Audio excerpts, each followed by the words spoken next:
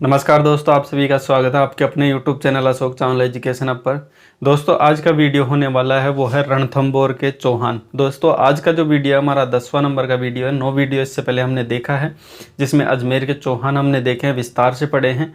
और देखिए आज का जो वीडियो है रणथंभौर के चौहान, इससे पहले हमने जब लास्ट वीडियो ख़त्म किया था तब वो किया था अजमेर के चौहानों, जो कि अजमेर चौहान था। जो अंतिम जो शासक था वो पृथ्वीराज चौहान था।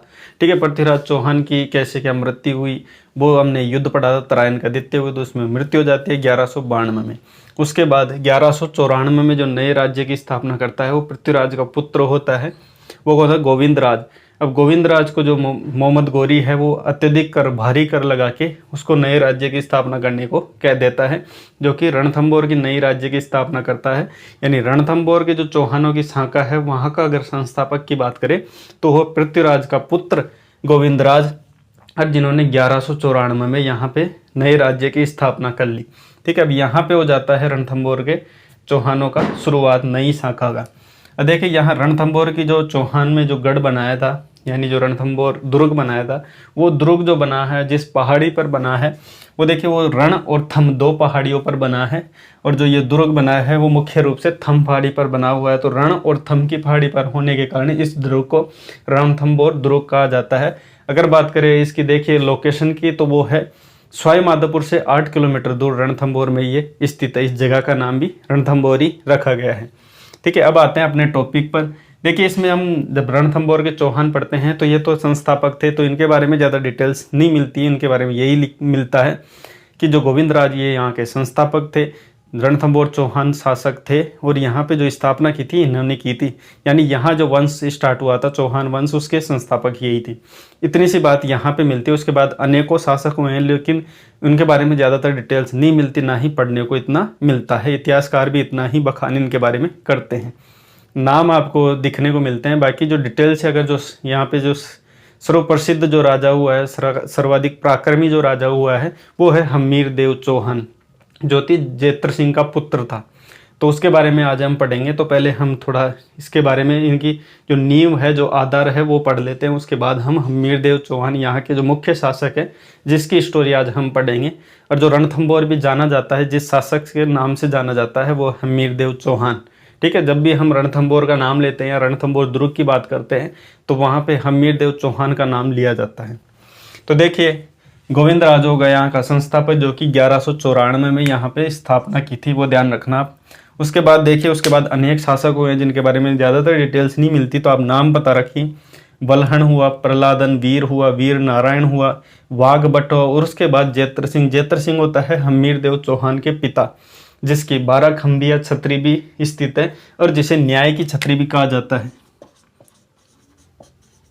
न्याय की छतरी, तो ये भी आप ध्यान रखें क्योंकि इससे प्रश्न सीधा सीधा बहुत सी एग्जामों में देखने को मिला है पहले भी और आगे भी मिलता रहेगा। न्याय की छतरी है वो किसको आधार मान के बनाई गई थी, यानी जो इसका निर्माण किया था वो हमीर देव चौहान ने किया था और अपने पिता के नाम पर यह करवाया था।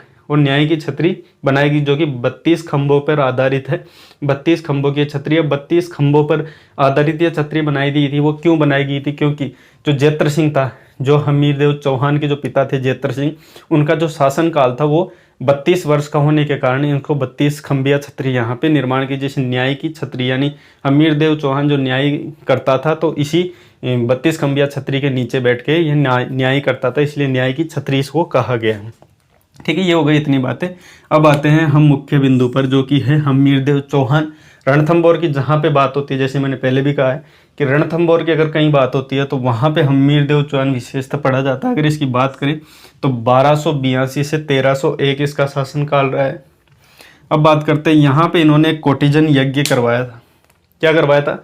यहाँ पे कोटिजन यज्ञ करवाया था। और एक बात और कि हमीर देव चौहान है, इनकी पत्नी थी रंग देवी और इनकी एक पुत्री थी वो है पद्मला। तो ये बात भी आप ध्यान रखें। तो कोटिजन यहाँ पे यज्ञ करवाया। देखिए यहाँ पे जो प्रश्न बनता है वो देखिए, यहाँ पे कोटिजन यज्ञ करवाया था, लेकिन यहाँ का अगर पुरोहित की बात करें, ये यज्ञ करवाने वाला जो पुरोहित था वो था विश्वरूप। ठीक है, ये मोस्ट आप ध्यान रखना, इंपॉर्टेंट पर्सन है। तो आप ये भी याद रखना कि यहाँ पे जो ये यज्ञ, ये एक जो अश्वमेध यज्ञ होता था उसके समान ही एक यज्ञ होता था, वैसे ही इसे कोटिजन यज्ञ स्पेशल नाम दिया गया था और उसके जो पुरोहित थे वो थे विश्वरूप। तो ये आप ध्यान रखना। आगे चलते हैं। देखिए इन्होंने अपने जीवन काल में, ये जीवन काल है, ठीक है, अपने जीवन काल में इन्होंने 17 युद्ध लड़े, स्टार्ट से लेकर एंड तक इन्होंने 17 युद्ध लड़े थे। उसमें से इन्होंने 16 पर विजय प्राप्त की है, ये ध्यान रखना। और लास्ट का जो एक अंतिम 1301 का युद्ध था वो इन्होंने हारा है, ठीक है। अलाउद्दीन खिलजी से इन्होंने युद्ध हारा है, तो ये लास्ट का युद्ध इन्होंने हारा है। इनके जीवन काल में ये ध्यान रखना 17 युद्ध लड़े, उसमें से 16 इन्होंने जीते हैं और लास्ट का एक युद्ध था जो कि हार गए थे। ये इसके साथ इनकी मृत्यु भी हो जाती है, तो यहाँ पे इनका शासनकाल 1301 में समाप्त होता है। आगे बढ़ते हैं। देखिए इनके जब शासनकाल जब चल रहा था तो उस समय इन्होंने अनेक युद्ध किए थे, जिनके अंदर अगर हम 17 की बात करें तो उन 17 में बहुत से युद्ध थे जिनमें वो पहले बहुत से युद्ध जीते थे। उनमें देखिए एक तो चित्तौड़ के, ध्यान रखना ये सबसे इंपॉर्टेंट है तथ्य, चित्तौड़ का जो युद्ध किया था उस समय जो वहाँ के शासक थे वो समर सिंह थे, तो समर सिंह के समय भी इन्होंने युद्ध को जीता था। तो ये ध्यान रखना। जब रणथंभौर के जो चौहान थे, जिसमें हम्मीर देव चौहान को हम देखिए इतना पराक्रमी था कि चित्तौड़ के शासक समर सिंह को भी हराया था, ये ध्यान रखना। उसके बाद देखिए धार जो पड़ता है जिला है एमपी में, वहाँ पे भोज, राजा भोज हुए हैं, उनको भी यहाँ पे पराजित किया था। उसके बाद भीमरस जो यूपी उत्तर प्रदेश के शासक थे अर्जुन, उनको भी यहाँ पे परास्त किया था। अब देखिए ये इनके दरबारी कवि की अगर बात करें कि दरबारी इनके विद्वान कौन कौन थे, तो उनमें देखिए विशेषता नाम लिए जाते हैं राघव देव और बीजादित्य। दो ये राघव देव था वो हम्मीर का क्या था, गुरु था, तो ये बात आप विशेष ध्यान रखें, हम्मीर का गुरु था राघव देव, और इसके साथ ही एक बीजादित्य नाम से भी विद्वान हुआ करते, तो ये दरबारी विद्वान थे। उसके बाद आते हैं, देखिए जो हम्मीर हैं, हम्मीर देव के बारे में अगर आप इतिहास में जब पढ़ते हो तो किन किन ऐसे ग्रंथ हैं जिसमें इनकी उल्लेख मिलता है या इनके बारे में जानकारी हमारे को प्राप्त होती है। जब भी अभी आप जैसे आप इतिहास में अगर रुचि रखते हो और आप डिटेल से इसके बारे में जानना चाहते हो कि इन्होंने कैसा क्या शासन किया, क्या क्या इनमें उपलब्धियाँ थी, कौन कौन से युद्ध लड़े थे, तो आप ये जान सकते हैं इनके द्वारा। तो देख, तो हम्मीर महाकाव्य जो कि नयनचंद सूर्य की कृति है, इसके माध्यम से आप हम्मीर के बारे में जान सकते हो। हम्मीर हट है जो कि चंद्रशेखर के द्वारा रचित है, इसके साथ, और हम्मीर रासो जो कि सारंगदरी जिसे हम जोधराज भी कहते हैं, तो इसके ग्रंथ के आधार पर भी आप हम्मीर देव के बारे में पढ़ सकते हैं। और एक हम्मीरायण जो कि भंडाऊ व्यास के द्वारा लिखित है, और एक हम्मीर बंदन जिसे अमृत कैलाश की रचना है, इसके आधार भी हम देख सकते हैं कि हम्मीर देव चौहान कैसा क्या राजा था और उसके क्या क्या उपलब्धियाँ, क्या क्या युद्ध किए थे, कैसा क्या शासन था, तो इत्यादि जो जानकारियाँ मिलती है वो इन ग्रंथों के माध्यम से मिलती है। तो इनको आप याद कर लीजिएगा, इनके जो कवि हैं इनको भी आप याद रख लीजिए। उसके बाद आते हैं हम मुख्य युद्धों पर। देखिए जब दिल्ली से संघर्ष हुआ था उस समय की बात पर आते हैं, तो दिल्ली से संघर्ष हुआ था तब उस समय जो शासक थे वो थे जलालुद्दीन खिलजी। तो ये ध्यान रखना, जलालुद्दीन खिलजी उस समय दिल्ली के शासक थे, तब इन्होंने युद्ध हुआ था। और उससे हम देखें कि जो 1290 में जब युद्ध हुआ था, जब 1290 में जब ये सेना लेके आए थे और यहाँ पे युद्ध किया था, तो जो रणथंभौर की कुंजी कहा जाता है जाइन दुर्ग को। देखिए हर किसी दुर्ग की एक कुंजी होती है, जहाँ पे क्या है कि अगर किसी भी दुर्ग को अगर जीतना होता है तो उससे पहले उसकी कुंजी पे, जैसे कहता है ना, अगर जैसे कोई महाराज होता है उससे पहले सेनापति होता है, तो सेनापति कहता है कि पहले मेरे से लड़, मेरे को हरा के दिखा, उसके बाद मेरे राजा तक पहुंच रहा। इस प्रकार से जो मुख्य जो गढ़ होता है, दुर्ग होता है, उससे पहले जो दूसरा दुर्ग होता है, जैसे जाहिन दुर्ग है यहाँ पे, तो ये एक इस तरीके से कुंजी कहा जाता है। अगर इसको जीत लिया तो ही आप नए जो इसका मेन दुर्ग है वहाँ पर आक्रमण कर सकते हैं। उसके बाद देखिए 1190 में जो आक्रमण होता है वो सबसे पहले जाहिन दुर्ग पर, जैसे मैंने बताया कि सबसे पहले जाहिन दुर्ग पर आक्रमण होगा, उसको जीत लिया जाता है तो ही आप रणथंभौर पर आक्रमण कर सकते हैं। तो जलालुद्दीन खिलजी ने 1290 ईस्वी में जब आक्रमण किया था तो वो वहाँ पे किया था, उस समय जो वहाँ पे शासक थे, जो हम्मीर देव चौहान के जो वहाँ पे सेनापति थे वो थे गुरुदास सैनी। तो यहाँ पे जब आक्रमण होता है तो यहाँ पे युद्ध होता है, आक्रमण होता है, आक्रमण के बाद गुरुदास सैनी यहाँ पे मृत्यु हो जाती है गुरुदास सैनी की, और इस जाहिन दुर्ग को, यानी जो रणथंभौर दुर्ग की कुंजी है, उस जाहिन दुर्ग को जीत लिया जाता है और उसके बाद आगे बढ़ा जाता है रणथंभौर की। अब जाहिर सी बात है जब जाहिन दुर्ग को जीत लिया गया तो उसके बाद रणथंभौर की आगे और बढ़ा जाएगा।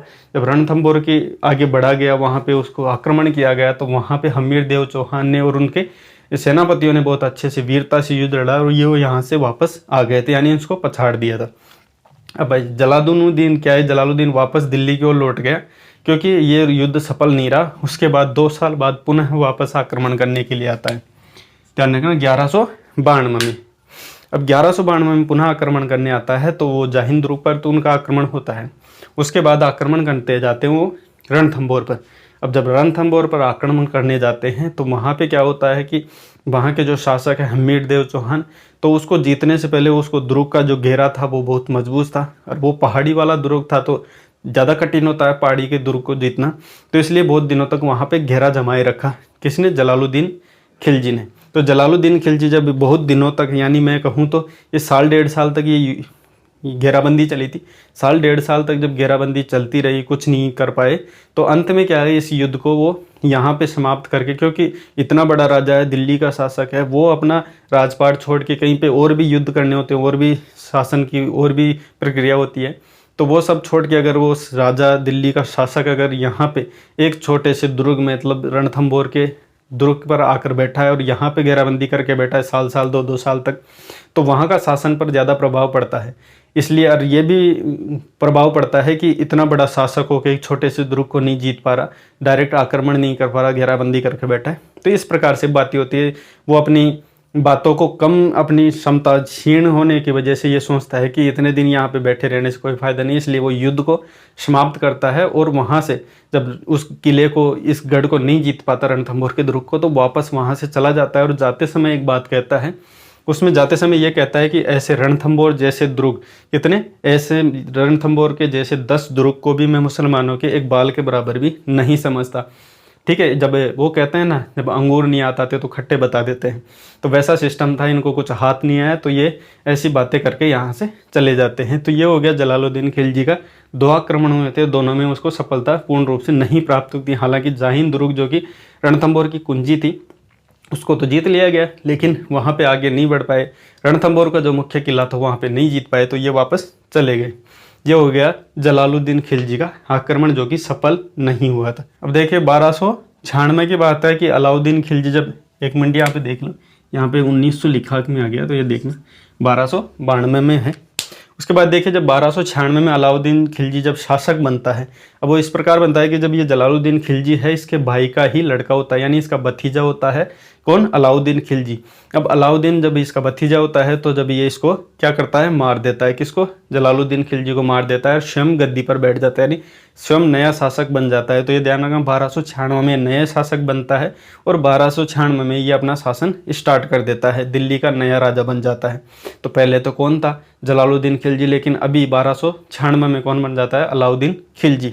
अब आते हैं देख अलाउद्दीन खिलजी की बात पर। अब अलाउद्दीन खिलजी का क्या होता है कि जब वो दिल्ली का शासक होता है तो उसकी सेना क्या होती है कि गुजरात पर आक्रमण करके वहाँ पे माल लूट के वापस आ रही होती है दिल्ली की तरफ। तब बीच में राजस्थान में क्या पड़ता है? जालोर। ठीक है, बीच में क्या पड़ता है? जालोर पड़ता है। जालोर पड़ने जब वहाँ पे जब आते हैं तो जालोर में क्या है कि मोहम्मद शाह होता है, एक उसका जो सेनापतियों के अंतर्गत ही एक दरबार, मतलब सेनापति ही होता है उस प्रकार से। तो मोहम्मद शाह और उसके साथ कुछ साथी थे, जिसमें कहब्रू भी था। तो ये देखिए ये कुछ साथी थे जिसके साथ मोहम्मद शाह के साथ ये क्या है कि जो वो लूट का माल होता है उसका 1/5 हिस्सा लूट के यहाँ से भग जाते हैं। ठीक है, वहाँ पे क्या है कि जितना भी माल होता है उसका 1/5 भाग, ऐसा बताया जाता है कि जितना भी लूट का माल था उसमें से 1/5 भाग वहाँ से लूट के चले आते हैं। और देखिए यहाँ से जब चले आते हैं और यहाँ से माल लूट के चले जाते हैं तो ये सूचना मिलती है यहाँ पे किसको? अलाउद्दीन खिलजी को। अब अलाउद्दीन खिलजी को ये बात पता चलती है तो ये बात आगे जाके बोलते हैं कि यहाँ पे जो शासक था कि ये ऐसा कौन सा शासक था जिसको शरण दे रहा है, क्योंकि वहाँ से लूट के भग गया तो उसको पता है भाई दिल्ली के शासक है, अपने को तो वैसे ही नहीं छोड़े, तो वो कहाँ पे शरण लेनी ज़रूरी थी उसको, तो यहाँ से भग के वो कहाँ पे आ गया? रणथंभौर। अब रणथंभौर में आके, क्योंकि उसको पता था भाई रणथंभौर में जो शासक है वो हिंदू शासक है, और हिंदू शासक क्या है कि शरण जो भी आते हैं उनकी रक्षा करते हैं, तो इस प्रकार ये यहाँ पे भग के आ जाता है। अब यहाँ पे भग के आने के बाद जब अलाउद्दीन है नाराज़ हो जाता है कि भाई अपने गुजरात के माल जो लूट के लेके आ रहे थे आक्रमण के बाद, तो उसको ऐसे लूट के आने के बाद ये 1/5 हिस्सा कैसे लेके भग गया। तो इस प्रकार उसका पीछा करवाता है और उसको जब पता चलता है कि ये रणथंभौर के चौहान शासक हमीर देव चौहान के अंदर ये संरक्षण में रह रहा है, उसके अंडर में रह रहा है। तो इसलिए वो क्या कहता है, एक पत्र भी जो आता है और उसमें ये लिख के भेजता है कि देखो हमीर देव चौहान, आपके और हमारे बीच में कोई दुश्मनी नहीं है, ये मेरा एक गद्दार शासक है जो कि मेरा सेनापति था, ये गद्दारी करके भाग गया है, तो इसको आप लौटा दो, ये मेरा दुश्मन है या फिर मेरा एक शत्रु है, तो इसको मुझे लौटा दो। अपनी वैसे कोई दुश्मनी नहीं, लेकिन आप इसे लौटा दोगे तो अच्छा रहेगा। इस प्रकार के वो संदेश भेजता है। लेकिन क्या होता है कि जो हमीर देव चौहान थे वो हिंदू शासक थे, वो शरणागत की रक्षा करते थे। हिंदू संस्कृति में भी ऐसा लिखा हुआ है कि आप शरणागत को कभी भी अपमान नहीं कर सकते, उनकी रक्षा करना आपका धर्म है, इस प्रकार लिखा हुआ। तो ये वही अपना जो संस्कृति है उसको निभाते हैं और उसको क्या है कि अपने अंडर में शरण दे देते हैं। और जो अलाउद्दीन खिलजी हैं उसको ये कह देते हैं कि मैं शरणागत आयोग की रक्षा करता हूँ, चाहे वो आपका दुश्मन हो या फिर मेरा दुश्मन हो, अगर कोई मेरी शरण में आ जाता है तो मैं उसकी रक्षा करता हूँ, ऐसा करके वो कह देते हैं। अगर देखिए, अगर बात करें कि ये जो हम जो इतनी बातें कर रहे हैं वो अगर कहाँ मिलती है, तो हमीर महाकाव्य के अंतर ये चीज़ें मिलती है जो अब हम बोल रहे हैं ना। अगर आप हमीर महाकाव्य पढ़ते हो तो उसके अंतर्गत ये स्टोरी आपको मिल जाएगी। और हमीर महा किसकी रचना है, तो नयनचंद सूरी का भी हमने पढ़ा था कि नयनचंद सूरी की हमीर महाकाव्य रचना है। तो इसमें ये बात होती है। अब देखिए, जब ये बातें होती है कि हमीर मना कर देता है कि ठीक है हम शरणागत आयोग की रक्षा करते हैं, हम नहीं लौटा सकते, तो ये बात वहाँ पे जब अलाउद्दीन खिलजी को ये बातें पता चलती है तो वो कहता है ठीक है अब तो युद्ध ही होगा, क्योंकि आप लौटा नहीं रहे और मेरा शत्रु है, मेरा माल लेके चला गया। तो इस बात से वो बोलता है कि नहीं, ऐसा नहीं हो सकता और अब तो युद्ध का आपको सामना करना पड़ेगा। एक तो कारण ये बताते हैं। और देखिए, इसके साथ साथ दूसरा जो युद्ध का कारण था वो ये भी बताते हैं कि जो चिमना थी अलाउद्दीन खिलजी की, क्या होती है, अलाउद्दीन खिलजी की रानी होती है। और ये रानी भी कैसी, जो उनकी सबसे प्रिय रानी थी उनमें होती है। और ये रानी जो चिमना होती है उसका और मोहम्मद शाह का, ठीक है, मोहम्मद शाह जो भगोड़ा था, एक तरीके से शत्रु था, जो कि गद्दार के रूप में अलाउद्दीन खिलजी का सेनापति, ये देखें मंगोल शासक था, ये ध्यान रखना आप, ठीक है, मंगोलियन थे, यानी मंगोल शासक ये थे, मंगोल सेनापति थे, तो इसके अंडर में रहते थे। लेकिन मोहम्मद शाह का और चिमना का इसमें प्रेम प्रसंग बताया जाता है और ऐसा माना जाता है कि ये चिमना से प्रेम करते थे। और जब अलाउद्दीन खिलजी को ये बातें पता चलती है तो वो ये कहते हैं मोहम्मद शाह से कि आप मेरी जितनी भी रानियां हैं बाकी, उनमें से आप किसी को भी आप पसंद कर लो और उसमें से मैं किसी को भी आपको दे दूंगा, लेकिन चिमना मेरी प्रिय रानी है, इसको आप छोड़ दीजिए, ऐसा करने को कहता है। लेकिन मोहम्मद शाह है ये इस बात को नहीं मानता। अब देखिए, ये जो स्टोरी है ये मिलती है अपने को हमीर हट में देखने को, जो कि चंद्रशेखर की रचना है, जो कि अभी हमने पढ़ा है। चंद्रशेखर की रचना है हमीर हट। तो हमीर हट में ये स्टोरी देखने को मिलती है, जो कि मोहम्मद शाह और चिमना का प्रेम प्रसंग है, वो चीज़ें यहाँ पे देखने को मिलती है।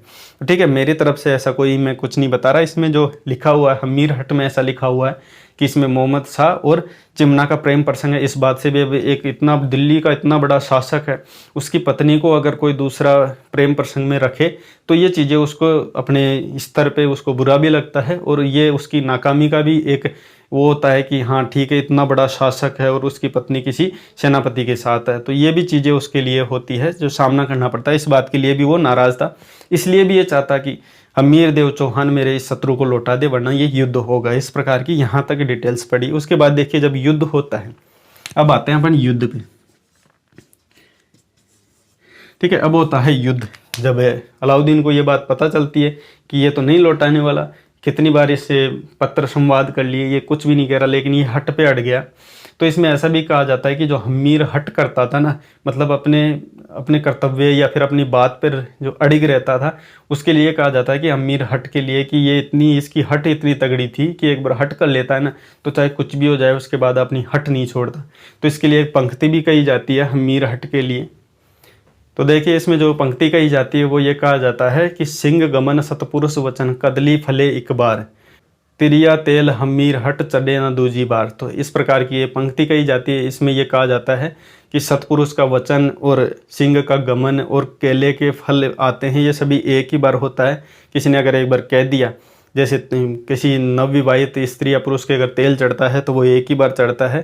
ठीक है, वैसे ही हमीर की हट है वो ऐसी होती है कि अगर एक बार हट कर ली तो उसके बाद दोबारा कुछ नहीं हो सकता। इस प्रकार से ऐसे हट के लिए ये पंक्ति कही जाती है। उसके बाद देखिए, जब ये युद्ध होता है तब ये देखिए यहाँ पे जो अलाउद्दीन खिलजी है उसकी तरफ से लड़ते हैं। जो सेनापति थे नुसरत खां था, अलुग खां था, और उसके बाद एक अल्प खां भी है। इसकी थोड़ी अलग स्टोरी है, वो मैं बताऊंगा इसके बीच में। अभी ध्यान रखना, जब मुख्य रूप से जो सेनापति के रूप में आते हैं वो सेना में होता है नुसरत खां और उलुग खां। उसके बाद अगर हम बात करें कि हमीरदेव चौहान के कौन कौन से सेनापति थे, तो उसमें भीम सिंह थे और धर्म सिंह, ये दोनों मुख्य सेनापति थे। ये ध्यान रखना, ये दो और इधर भी ये दो। जब सेना आपस में युद्ध करती है तो दोनों आमने सामने होते हैं, इधर भीम सिंह इधर धर्म सिंह। ये थे अपने हमीरदेव चौहान के सेनापति। और इधर अलाउद्दीन खिलजी के जो सेनापति थे वो नुसरत खां और उलुग खां, ये दो सेनापति थे।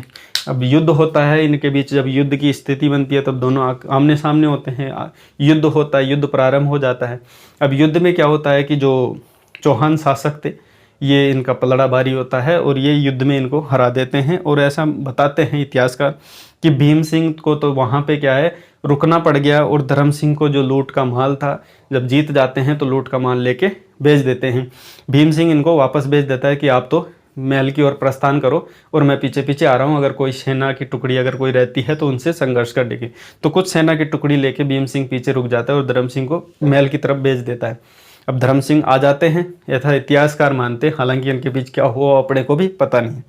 तो भीम सिंह में ऐसा बताते हैं कि जो अल्प खां था वो अलग से सैनिक टुकड़ी लेके साइड में खड़ा हुआ था। जब उसको ये बातें पता चलती है अपनी सेना हार गई और वो आगे धर्म सिंह आगे चला गया और भीम सिंह पीछे रह चुका है, तो इस बात को देखते हुए इस बात का फायदा, हालांकि ये युद्ध की जो विजय मानी जाती है वो जीत मानी जाती है, वो किसकी मानी जाती है, हमीरदेव चौहान की मानी जाती है। लेकिन यहाँ पे क्या होता है कि ये अल्प खां था जो कि अलाउद्दीन खिलजी का एक सेनापति होता है, साइड में सेना की टुकड़ी लेके बैठा होता है, वो आ जाता है। और भीम सिंह जो कि थका हुआ था युद्ध में, बहुत से युद्ध करने के बाद वो थक भी जाते हैं और अपनी सेना भी थोड़ी क्षीण हो जाती है लड़ने के मामले में। तो इसलिए जब ये रहता है भीम सिंह पीछे तो इसके आक्रमण कर देता है, भीम सिंह वहाँ पे मर जाता है। तो ये बात ध्यान रखना, यहाँ पे भीम सिंह मर जाता है। और उसके बाद ये यहाँ पे ऐसा मानते हैं, जब भी मुस्लिम जो इतिहासकार थे उस समय वो मानते हैं कि यहाँ पे जो विजय हुई है भीम सिंह के मरने के बाद वो मानी जाती है इनकी, जो कि अलाउद्दीन खिलजी की विजय बताते हैं। और बाकी जो यहाँ के इतिहासकार थे और मुख्य रूप से इस स्थिति को देखें तो यहाँ पे जो मुख्य विजय हुई है वो हमीरदेव चौहान की मानी जाती है। तो अगर मुख्य रूप से आप देखें इस युद्ध की विजय की तो हमीरदेव चौहान इसमें विजित रहा था, जीता था। अब देखिए थोड़ी स्टोरी आगे बढ़ती है। तो ये जब वापस आ जाता है, ठीक है, धर्म सिंह तो आगे आ ही गया था, तो वो महल की तरफ आता है। तब इससे हमीरदेव चौहान ये पूछता है कि आप अकेले क्यों आए हो, भीम सिंह कहाँ रह गया। तो भीम सिंह जब नहीं पहुंचता है, जब गुप्तचरों से पता चलता है कि भीम सिंह वहाँ पे युद्ध में मारा गया, क्योंकि पीछे अलग से अकेले रह गए थे इसलिए। अब धर्म सिंह को ये बात जब आके पता चलती है तब ये क्या होता है, यहाँ पे हमीरदेव चौहान इस बात से गुस्सा हो जाता है और ये कहता है कि आप अकेले कैसे आ गए। और इस बात पे थोड़ा लड़ाई झगड़ा टाइप का भी होता है थोड़ा सा। तो इसमें क्या है, इसकी आँख वाँख फूट जाती है, ऐसा बताते हैं इतिहासकार की धर्म सिंह की आँख वाँख फोड़ देते हैं कि आप अकेले कैसे हो, आपने शायद कुछ ना कुछ गलती की है या आपने उससे छल किया है कि आप अकेले बग के आ गए और भीम सिंह को छोड़ दिया। इस प्रकार ये जब नाराज होता है हमीरदेव चौहान और तो इसकी आँख वाँख फोड़ देता है, ऐसा बताते हैं। उसके बाद क्या होता है, धर्म सिंह को यहाँ से बर्खास्त कर देते हैं सेना से कि भाई तू तो हट जा, तू तो धोखा देता है, तेरे को नहीं रखेंगे। और मुख्य जो सेनापति बनता है वो है भोज सिंह को बना देते हैं। ये ध्यान रखना, यहाँ पे जो फेरबदल होता है भोज सिंह के साथ होता है। भोज सिंह क्या होता है, मुख्य सेनापति बना दिया जाता है कुछ समय के लिए। देखना स्टोरी में थोड़ा ट्विस्ट आने वाला है यहाँ पे कि धर्म सिंह है उसको तो हटा देते हैं क्योंकि उसने गद्दारी की है, ऐसा समझ लेते हैं, हालांकि की नहीं की वो अपने को नहीं पता। लेकिन यहाँ पे हमीरदेव चौहान इनको हटा के भोज सिंह को मुख्य सेनापति रख लेते हैं। अब क्या होता है कि जब ये बातें पता चलती है कि ठीक है इतना बातें हो गई, अब वो तो आते हैं अंदर। लेकिन जब ये थे मुस्लिम शासक थे जो यहाँ पे भीम सिंह को मार दिए थे, उसके बाद वो क्या करते हैं वहाँ पे घेराबंदी करके रख लेते हैं। और उसके बाद क्या है कि ऐसा माना जाता है कि इसमें बताते हैं कि नुसरत खां क्या है कि घेराबंदी जब ज़्यादा दिनों तक रहती है तो वो देखने को आते हैं किले के आसपास, दुर्ग के आसपास कि यहाँ पे कैसे क्या प्रबंध रखे गए हैं। तो ऐसे बताते हैं कई प्रकार से। देखिए स्टोरी है, जो इतिहास है वो थोड़ा धुंधला सा भी रहता है कई जगह। तो ऐसे मानते हैं कि यहाँ पे जो पत्थर फेंकने की उस टाइम मशीनें थी, जिस प्रकार के जो प्रबंध किए जाते हैं पत्थर फेंकने के, तो उस पत्थर से उसके यहाँ पे चोट लग गई थी। और जब ये वहाँ पे जो निरीक्षण कर रहा था, अपने किले की प्रबंध देख रहा था कि किस प्रकार इसमें प्रवेश किया जा सकता है, तो वहाँ पे पत्थर लगने से मौत हो जाती है, ऐसा बताते हैं। और कई इतिहासकार ये बताते हैं कि वहाँ पे किसी चौहान सैनिक ने उनको देख लेते हैं, वो और वहाँ पे देखने के बाद तीर चला देते, तीर चलाने से इनकी मृत्यु हो जाती। तो कुल मिला के बात है यहाँ पे नुसरत खां की मृत्यु हो जाती है। इतनी सी बात आपको याद रखना। और ये क्वेश्चन बहुत ही ज़्यादा बार पूछा जा चुका है। मैं कहूँ कि लगभग ज़्यादातर इससे जो युद्ध से प्रश्न बनता है वो अभी तक यही बना है। भीम सिंह इत्यादियों से कोई प्रश्न अभी तक नहीं देखा। हो सकता है आगे बन जाए कि इसमें दोनों में से कौन मरता है युद्ध में, तो वो भीम सिंह मरता है, ये ध्यान रखिए। हालांकि जो प्रश्न बनता है अभी तक यही बनता है कि जो अलाउद्दीन की जो सेनापति थे उनमें से उलुग खां, नुसरत खां और इसमें अल्प खां, इनमें से तीनों देखने को मिलते हैं। तो किसकी मृत्यु हुई, तो ये ध्यान रखना, नुसरत खां यहाँ मर जाता है और उलुग खां यहाँ पे बच जाता है। अब जब नुसरत खां इतना बड़ा सेनापति था अलाउद्दीन का, तो ये मर जाता है, तो ये बात सुन के अलाउद्दीन वहाँ से अपनी सेना लेके आ जाता है। अब यहाँ पे जब सेना लेके आता है, अब क्या होता है कि जो ये सेना लेके आने के बाद जब यहाँ पे युद्ध का निमंत्रण देता है कि हम युद्ध करेंगे, तो अलाउद्दीन यहाँ पे आ जाता है। तो ये क्या करता है, जो हमीरदेव चौहान है वो भीम सिंह को अब देखता है कि भाई उस समय जब हम युद्ध जीते थे, जब यहाँ पे आक्रमण हुआ था, तब धर्म सिंह वहाँ का सेनापति था, तो धर्म सिंह के टाइम ये जीते थे। तो यहाँ पे भोज सिंह को उस समय थोड़ी देर के हटा देते हैं और धर्म सिंह को पुनः यहाँ पे, अब देखिए इसमें भी दो तथ्य मिलते हैं कि एक तो ये बताते हैं कि धर्म सिंह ने माफ़ी मांगी और उसको सेना में वापस सेनापति पदत्व पर रख लेते हैं। और कई जगह ये माना जाता है कि इसको जब हमीरदेव चौहान को ये लगता है कि अब दोबारा से युद्ध होने वाला है और उस युद्ध में उस मुस्लिम जो सेनापति थे उनके साथ युद्ध करने में जो प्रवीण माना जाता है वो धर्म सिंह माना जाता है, इसलिए भोज सिंह को हटा के वहाँ पे वापस धर्म सिंह को नियुक्त कर दिया जाता था। अब भोज सिंह इस बात से नियुक्त, इसमें वो था कि गुस्सा था कि मैंने जब सेनापतित्व पद धारण किया और उसके बाद वापस इसको दे दिया गया, तो बेइज्जती महसूस करता है। और उसके बाद जो धर्म सिंह था वो इसलिए क्योंकि उसकी आँख फोड़ दी थी और मेरे को अपमानित किया गया सबके सामने, तो इस बात से भी वो गुस्सा था। तो दोनों क्या है कि गुस्सा होने की वजह किस में मिल जाते हैं, इसमें अलाउद्दीन की तरफ मिल जाते हैं। ये ध्यान रखना, ये दोनों इसकी तरफ मिल जाते हैं और ये घेराबंदी के जो बाहर होता है वहाँ पे ये घेराबंदी करने लग जाते हैं अलाउद्दीन के साथ में। अब देखिए यहाँ पे क्या होता है, जब बहुत दिनों तक घेराबंदी जब चलती रहती है तो कुछ हासिल नहीं हुआ इनको। जब कुछ हासिल नहीं मिलता है तो जब ये सोचता है अलाउद्दीन खिलजी कि ऐसे तो कब तक घेराबंदी करेंगे, क्योंकि रसद सामग्री थी वो अंदर ही उनको प्रयुक्त हो रही थी। तो ये देखिए बहुत ही ऐसे शासक थे कि हमीरदेव चौहान में जो राजपूत शासक थे वो बहुत ही कठोर माने जाते थे। इसलिए सोचा कि अब कब तक इसने छल किया, इन्होंने क्या है कि छल किया अलाउद्दीन ने, और ये कहा कि अब ऐसा करते हैं, युद्ध बहुत हुआ, अब हम इसको समाप्त करते हैं, एक संधि करते हैं। तो संधि के लिए ऐसा बताते हैं कि हमीरदेव चौहान के पास संधि का प्रपत्र भेजा गया और उसमें ये कहा गया कि हम युद्ध नहीं करेंगे, हम आप संधि कर लेते हैं, तो आप संधि के लिए किसी को भेजे। तो ये ऐसा बताते हैं कि हमीरदेव चौहान ने रणमल, रतिपाल और सर्जन शाह को यहाँ पे संधि के लिए भेजा। अब यहाँ पे क्या होता है कि ये तीनों आ जाते हैं संधि के लिए, लेकिन इसने क्या है कि अलाउद्दीन खिलजी ने पहले से सोच रखा था, इसने छल करने की सोच रखी थी। तो इन्होंने ये लालच दिया इन तीनों को कि आप है ना हमारे साथ मिल जाओ, और जो पृथ्वीराज ये था हमीरदेव चौहान, इसको मारने के बाद हम आपको शासक पूरा बना देंगे यहाँ का, और हम क्या है कि यहाँ पे आपको शासक बना देंगे। और हमारी इच्छा थी भाई इसको हराने की, और यहाँ पे जो मुख्य कारण था, यहाँ मोहम्मद शाह का कारण जो युद्ध लड़ा गया था, तो मोहम्मद शाह को हमें प्राप्त करना है और ये युद्ध जीतने के बाद आपको यहाँ का शासक नियुक्त कर दिया जाए। तो ऐसा लालच दे देता है, ये मिल जाते हैं। ठीक है, देखिए जितने भी युद्ध का अगर भारतीय हैं या फिर मैं कहूँ राजस्थान का हम पढ़ रहे हैं, तो राजस्थान में जितने भी शासक हुए हैं वो जो शासक हारे हैं ना, तो उनका हार का कारण एक ही बात है, वो है गद्दार। तो जहाँ पे गद्दार पाए जाते हैं वहाँ पे ही ऐसे युद्ध हारने को देखा मिलता है। तो देखिए जितने भी सैनिक, जितने भी हमने सैनिक युद्ध हुए हैं, जितने भी शासक लड़े हैं, जैसे पिछले वीडियो में भी हमने देखा था कि पृथ्वीराज जो तराइन के द्वितीय युद्ध में जो हारा था, उसमें भी क्या है कि जो वो क्या करते हैं, दगा कर देते हैं, उसके गद्दार मिल जाते हैं, जयचंद उसमें मिल जाता है।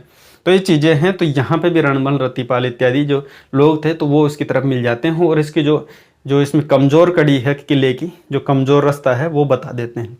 तो इस प्रकार क्या है कि ये फिर गढ़ में प्रवेश कर जाते हैं, क्योंकि कमज़ोर रास्ता इन्होंने बता दिया। क्योंकि देखिए जब ये दुर्ग था, इसके तीनों तरफ तो क्या थी, उसकी हमीरदेव चौहान की सेना थी, लेकिन एक तरफ का जो मोर्चा संभाल रखे थे वो रणमल, रतिपाल थे। जब ये कहते हैं कि ठीक है हम उनको नहीं बताएंगे, हम ये कह देंगे कि ठीक है उनकी ये संधि थी, इस प्रकार वो कह के वापस किले में आ जाते हैं और इनको ये सारी बात बता देते हैं कि इस जो दुर्ग पर जो ये दरवाज़ा है, इस दरवाजे पर हम दोनों निरीक्षण करेंगे, हम दोनों ही यहाँ पे सेनापतित्व पद पर रहेंगे। तो ये चीज़ें, ये जो गेट है ये हम ही संभालेंगे, तो आप यहाँ से सेना को प्रवेश कर लेना, क्योंकि हम तो कुछ कहेंगे नहीं, हम तो आपकी तरफ मिल चुके हैं। इस करके फिर ये सारी जो सेना थी, खिलजी की जितनी भी सेना थी, वो सारी इसके अंदर प्रवेश कर जाती है और जितना भी युद्ध था वो वहाँ पे होने लग जाता है। देखिए अब जब अचानक से जब ऐसी स्थिति हो जाती है, गद्दार के कारण हो जाता है स्थिति ऐसी हुई, तब हमीरदेव चौहान था, उसको पता चल जाता है अब तो सेना प्रवेश कर गई है महल के अंदर, अब क्या किया जाए। तो उन्होंने क्या है, जब यहाँ पे ऐसा बताते हैं कि उन्होंने केसरिया धारण किया और केसरिया धारण करने के बाद वहाँ पे युद्ध के लिए उतर जाते हैं और बहुत घमासान यहाँ पे आक्रमण होता है, आक्रमण युद्ध होता है। युद्ध के बाद क्या होता है, अब आपको दिख ही रहा है कि जब गद्दार हैं मिल गए हैं और सेना अंदर जो मुस्लिम सेना थी वो प्रवेश कर गई है अंदर, तब क्या ही कर सकते हैं। तो हारना तो वैसे भी निश्चित था, लेकिन राजपूत शासकों में ऐसा माना जाता है कि जब ऐसी स्थिति हो जाती है तो ये अपने सर पर केसरिया बांध के फिर युद्ध में उतर जाते हैं और चाहे जो भी कुछ हो बस ये लड़ने लग जाते हैं। और यहाँ पे जो स्त्रियाँ होती है वो अपनी सतीत्व की रक्षा करने के लिए क्या करती है, जौहर करती है। तो ये ध्यान रखना, यहाँ पे हालांकि पराजय तो होती है हमीरदेव चौहान की, लेकिन ऐसा माना जाता है कि यहाँ पे जो युद्ध है बहुत ही भीषण युद्ध लड़ा गया। इसमें हालांकि जीत के बहुत करीब पहुँच गए थे, लेकिन कितना भी करीब पहुँच जाए, क्योंकि सैनिक जो होता है जिसमें हम अनुपात लगाते हैं उसमें सैनिक बहुत ही कम थे। जो कि राजपूत सैनिक थे, चौहान सैनिक थे, वो बहुत ही कम थे, और जो अलाउद्दीन के सैनिक थे वो बहुत ही ज़्यादा थे संख्या में देखा जाए। तो इसलिए फिर ये क्या है कि आक्रमण हार जाते हैं। और ये आक्रमण जो युद्ध है वो हारते हैं वो 11 जुलाई 1301 में, जिसे राजस्थान का प्रथम साका कहा जाता है। क्या कहा जाता है, राजस्थान का प्रथम साका कहा जाता है, क्योंकि 11 जुलाई 1301 में हुआ था और इसमें प्रथम और एकमात्र ऐसा भी जलजोहर हुआ था। ऐसा बताते हैं यहाँ पे जो साका हुआ था उसमें देखिए, साके में आपको पता होना चाहिए कि साका होता क्या है। साका देखिए तब माना जाता है जब उसमें पुरुषों ने तो केसरिया किया हो और महिलाओं ने जौहर किया हो। ये दोनों केसरिया, पुरुष केसरिया करेंगे, महिला क्या करती है, जौहर, ये दोनों करते हैं, तब जाके ये साका माना जाता है। जैसे कि आपको पता है कि एक साका आधा साका भी माना जाता है। तो ये ध्यान रखना, जो यहाँ पे राजस्थान में आधा साका भी हुआ है, जिसमें मतलब ऐसा बताते हैं कि वहाँ पे केसरिया ही हुआ था, वहाँ पे कौन सा जौहर नहीं किया था महिलाओं ने। और यहाँ पे ये भी ध्यान रखना, जो जौहर हुआ था, हालांकि जो सभी जगह जो जौहर होते हैं वो अग्नि जौहर होते हैं, यानी महिलाएं अपने सतीत्व की रक्षा करने के लिए, क्योंकि मुस्लिम साका उनकी जो सतीत्व की है उसको क्या है कि नोचेंगे और उसको क्या है अपमानित करेंगे, इसलिए अपनी शरीर की रक्षा करने के लिए, अपने शरीर के साथ कुछ गलत नहीं होने देने के लिए, अपने सतीत्व की रक्षा करने के लिए जौहर करती है। तो यहाँ पे ध्यान रखना, यहाँ पे जौहर हुआ था, कौन सा, जल जौहर। तो विशेष ध्यान रखना, राजस्थान का एकमात्र एवं प्रथम माना जाता है, क्योंकि प्रथम भी और एकमात्र है। तो ये राजस्थान का एकमात्र ऐसा जल जौहर किया गया है जो कि रणथंभौर के अंतर्गत किया गया। अब देखिए जल जौहर है वो रंग देवी के नेतृत्व में किया गया था, जो कि हमीरदेव चौहान की पत्नी थी। इसके नेतृत्व में इसकी पुत्री भी थी पद्मला। तो देखिए पद्मला इनकी पुत्री थी, जिसके साथ में ये देखिए इसमें जो पद्मला है इसी के नाम पर एक तालाब था, पद्मला तालाब, इसी तालाब में ये जल जौहर करती है। तो देखिए यहाँ पे जल जौहर हो जाता है और जो पुरुषों ने केसरिया कर लिया और ये साका हो जाता है। इसमें जो हार है वो हमीरदेव चौहान की होती है, जो कि 11 जुलाई 1301 में होती है। तो दोस्तों ये था रणथंभौर का जितना भी इतिहास था और जितनी स्टोरी थी हमीरदेव चौहान से रिलेटेड स्टोरी यहाँ पे पढ़ते हैं। तो आज का वीडियो ये था। और इसमें देखिए एक बात और है जो मैं आपको बता दूं कि देखिए इसमें कुछ राजा थे, आसपास के जो राजा थे वहाँ पे प्रजा थी, वो ऐसा मानते हैं कि जो यहाँ के जो शासक थे हमीरदेव चौहान, ये क्या है अपनी संस्कृति से बंधे हुए थे। तो क्योंकि देखिए कई जगह जब कोई भी काम अच्छा करता है ना तो उसकी बुराई भी होती है तो अच्छाई भी होती है। तो बुराई तो ऐसे करते थे, सभी ये समझते थे कि एक मोहम्मद शाह की वजह से इन्होंने क्या है कि पूरी परिवार को खो दिया, पूरे साम्राज्य को खो दिया, अपनी संपदा खो दी, संपत्ति खो दी और अपने क्या है कि जो प्रजा थी उन सबको खो दिया और अपनी जान तक गंवानी पड़ गई एक छोटी सी बात के लिए, जो कि थी मोहम्मद शाह के ऊपर की। अगर मोहम्मद शाह को छोड़ देते जो उसका शत्रु था अलाउद्दीन का, तो ये बातें ही नहीं होती।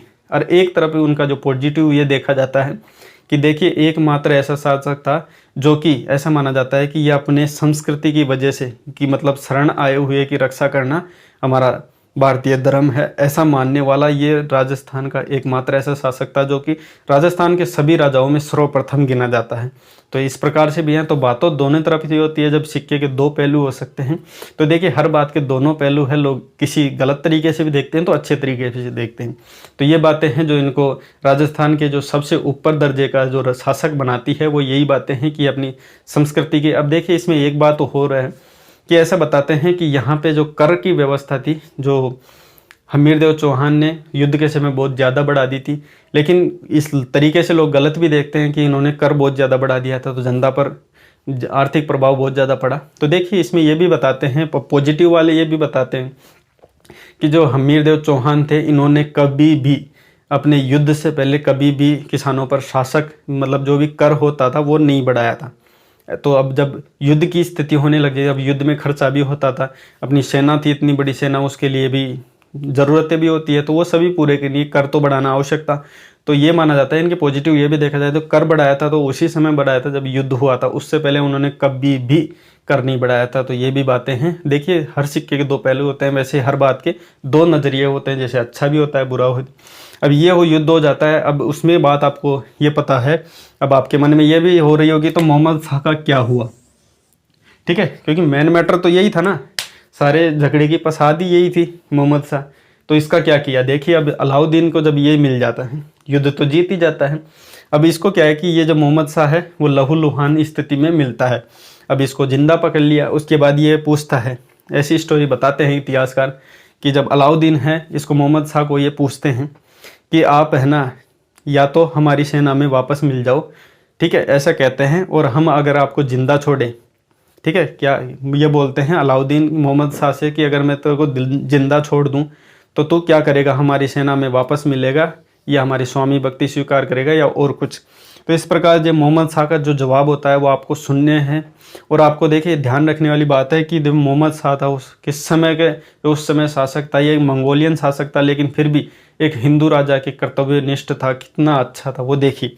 इसमें मोहम्मद शाह ये सीधा जवाब देता है कि अगर ये बात कर रहा है अलाउद्दीन खिलजी से जो दिल्ली के शासक थे और इनका ही सेनापति होता है, ये कहता है कि अगर तूने मेरे को जिंदा छोड़ दिया तो ये ध्यान रखना, पहले तो मैं इस तलवार से तेरी गर्दन काटूंगा और उसके बाद तेरा जो शासक है, जो तेरा शासन है दिल्ली का, वो मैं यहाँ हमीरदेव चौहान हैं उसके जो वंशज हैं उनको वहाँ पे वो शासन दूंगा।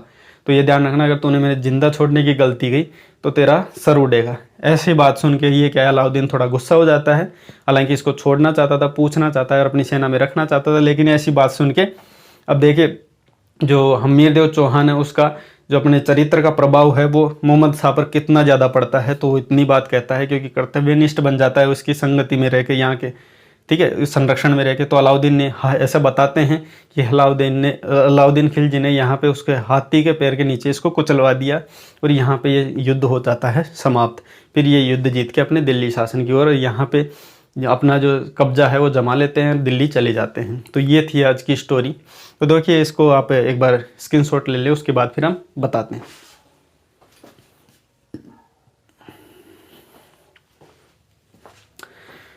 हाँ तो दोस्तों आपने स्क्रीनशॉट ले लिया होगा। देखिए दोस्तों जो मैं बात बता रहा हूँ कि इसमें आपको जो फैक्चुअल जितनी चीज़ें थी जो कि डायरेक्ट आपको याद रखनी थी वो ये है, बाकी स्टोरी आपके माइंड में बैठ चुकी होगी। आई होप आपने अगर वीडियो स्किप नहीं किया होगा तो एक एक पॉइंट आपके माइंड में बैठ गया होगा। मैंने कहीं पे भी कुछ भी नहीं छोड़ा, जितना इसमें दिया जा सकता था तथ्य वो मैंने सारे तथ्य इसमें दिए हैं। आई होप आपने बहुत अच्छे से पढ़ा होगा और ये वीडियो आपको रुचिकर भी लगा होगा, क्योंकि जितनी स्टोरी इसमें बन सकती थी, जितनी इतिहासकारों ने इसमें स्टोरी की हुई है वो सारी स्टोरी मैंने आपको बताने का प्रयास किया है। मानवीय भूल अगर कहीं पे कुछ रह गया हो तो आप कमेंट करके बता सकते हो, उसमें फिर हम सुधार करने की कोशिश करेंगे। हो जाता है कई बार रह ही जाता है, तो ये चीज़ें तो मैंने वैसे सभी कंप्लीट देने की कोशिश की है, तो आपने इसको नोट कर लिया होगा आई होप। तो देखिए वीडियो हमारा अच्छा लगा हो तो इसको लाइक कमेंट और ज़्यादा से ज़्यादा आप शेयर कर दें, बिना कहे कर देते होंगे। तो देखिए मिलते हैं नेक्स्ट वीडियो में। ये हमारा रणथंभौर, इससे पहले हमने चौहान पढ़ा था जो कि अजमेर के, तो अजमेर के कंप्लीट हो गए। आज हमारा रणथंभौर का कंप्लीट हो गया और कल मिलते हैं नेक्स्ट चौहानों की जो शाखा है उसके साथ। अभी के लिए इतना ही, मिलते हैं नेक्स्ट वीडियो में। वीडियो देखने के लिए आपको बहुत बहुत धन्यवाद।